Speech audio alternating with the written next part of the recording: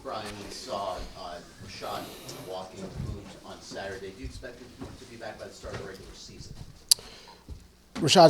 He's working hard to get better each day. So he'll be back as soon as he can be back. I've had a couple conversations with him.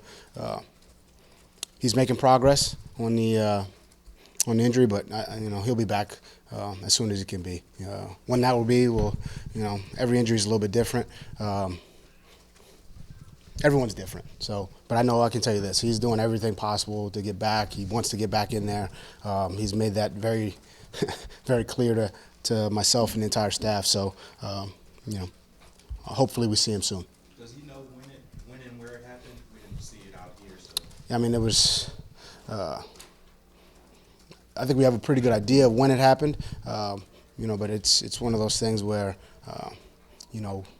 I think he's a tough player. He's been that way for a long time.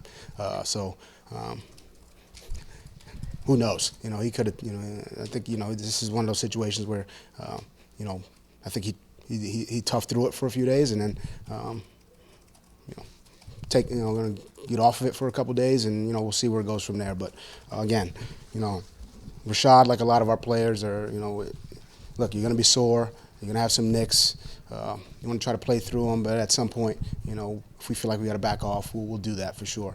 Obviously, nothing's more important than the health of this team, and he knows that. We made that clear to everybody on this team, and that applies to everyone. Brian, can you talk about your two coordinators and the fact that both will be calling plays this week for the first time in the game? Yeah, I mean, I think it's exciting for both guys. That was I would say both have called a game in previously, not in regular season, but preseason games. But it'll be exciting for both guys. I remember being in that role, just a year ago, and there's some excitement. There's this feeling that you want to do everything right, make the perfect call on everything. But the game is not played that way. It just doesn't work out that way normally. But I'm excited to see both guys perform on Thursday night. I think I have a lot of confidence in all three coordinators and the entire coaching staff, or else they wouldn't be in that role. Both are smart. Both are creative, and I'm excited to see both of them. Thursday night. Coach, did you get a chance to talk to you after the practice scrimmage, whatever Yeah. on Saturday?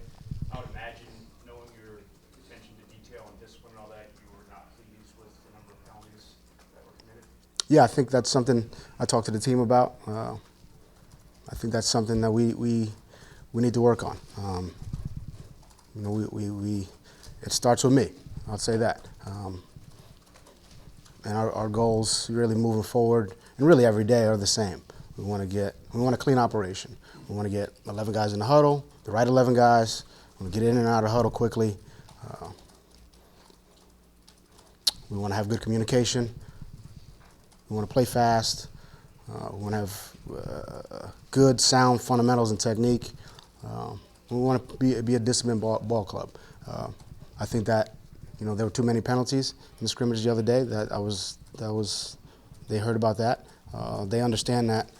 I think people think of football and they think of touchdowns and sacks, and they don't think about penalties and negative plays and being in good field position and taking yourself out of. Nobody thinks about those things, but those are how you lose games. Those are how you lose opportunities to score points, to put yourself in good position. So I think those are the little things that are very important.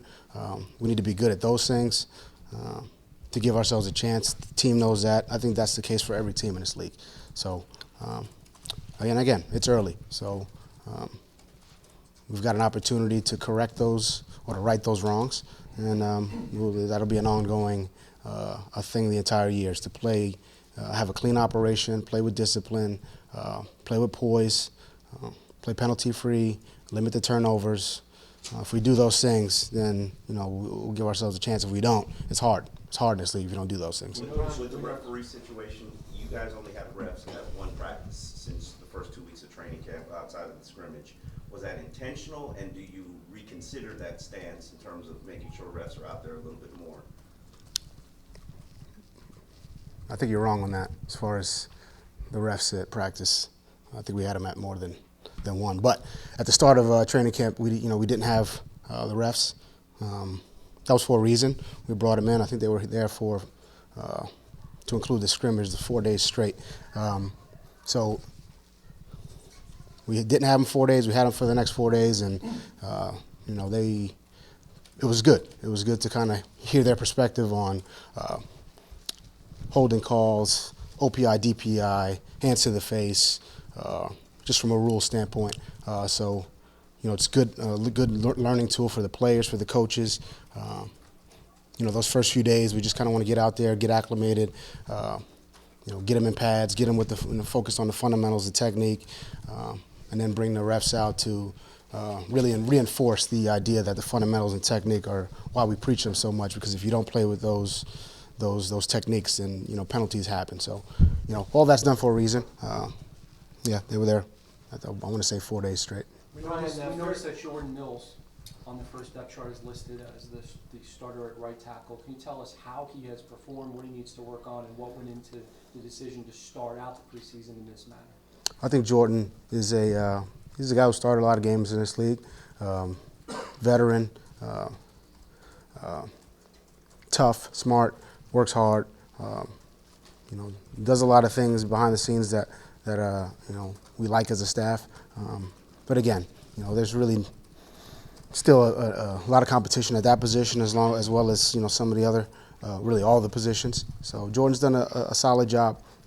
We've had a few guys in that position. Jesse's been there. Holden's been there. We've had Isaiah Prince. He's been in that role. So again, you'll see multiple guys in that spot, and hopefully out of that group, the best guy will play. Ryan, we saw Josh Rosen had a good day Saturday. He's had a good week. Is this a guy who was hot for a week, or is this guy a guy who was turning a corner? I think the big thing for everyone on this team is to try to improve on a daily basis, and I think Josh has taken to that, along with a lot of players on this team. I've seen a lot of improvement from a lot of guys. He's one of them, but he's still got a long way to go. By no means are we,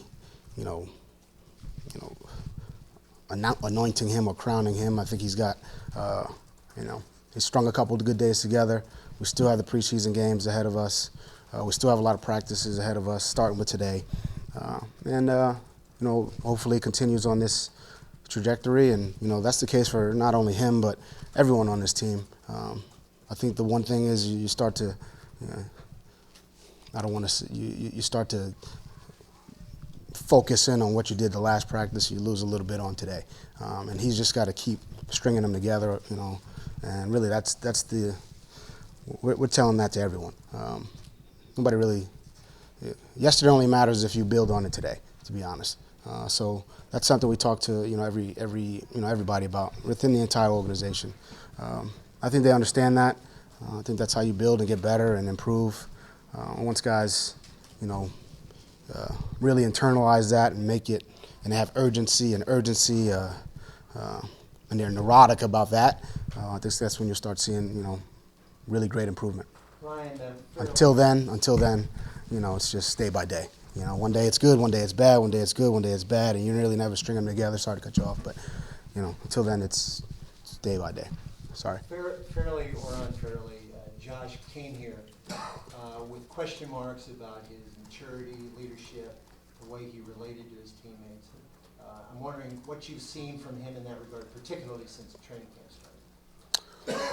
I think this is a mature kid. I think he relates well to his teammates. I think every young player is developing in those specific areas. I think that's to put that's something that you have to develop. You don't just walk into a place and say, hey, I'm the leader of the team, of the franchise, of the building. It doesn't matter what field you're in. I don't think that happens anywhere. So it's something you have to earn. I think he understands that. I think every player on his team understands that. You don't just walk in and you're a leader and you're at the top of the food chain. It doesn't work that way. he's got to earn it. He's got to earn the respect of his teammates. I think he's doing that. I think for any player, not just Josh, but specifically the quarterback, speaking specifically about the quarterback position, those guys are in more of a leadership role where they have more of an opportunity to take control and lead. So you see it a little bit more at that position, but it's earned. It's earned on the practice field. It's earned in the meeting room. It's earned in the weight room. It's earned in the locker room. To be quite honest, it's things that we won't see, that you won't see, that I don't see. I get a little bit closer view, but that's the position, the quarterback position. But any leader on this team, specifically young guys, that's something you develop. You got to earn the trust of your coaches, the players, everyone within the organization before you can kind of take that step. Are there things in his personality that are holding him back in that regard? Just the way he is by nature, you think? I think it's too early to tell. I think everyone's a little bit different. People lead in different ways. I would say this: I think if you work hard and you put the team first, you're leading. I mean, that's I think I've said that before to you guys. And we want 53 leaders on this team, and he does that. So he's on the right path. As far as being a vocal and do you have to be a rah-rah vocal, jump up and down? No, I don't think he has to be that. I don't think anyone has to be that. I think you just have to work hard and put the team first. If he does that, and he's productive on the field, and they see that he's working his fundamentals, his techniques, he's getting better. He's finding a way to be consistent. If he does those on a day in, day out basis, and I'm not just talking about Josh. I'm talking about the quarterback. I'm talking about anybody. That could be. It could be. John Denny is a good example of that. He comes in, he works hard, he puts his team first. He works hard in the weight room. Nobody's in better shape than him. When he speaks, people listen. So he's got leadership attributes from that standpoint, and I think that's how you start there, from a development standpoint. Then we can get into, if you got to get in a guy's face, you get in a guy's face, and that's something we can talk to him about.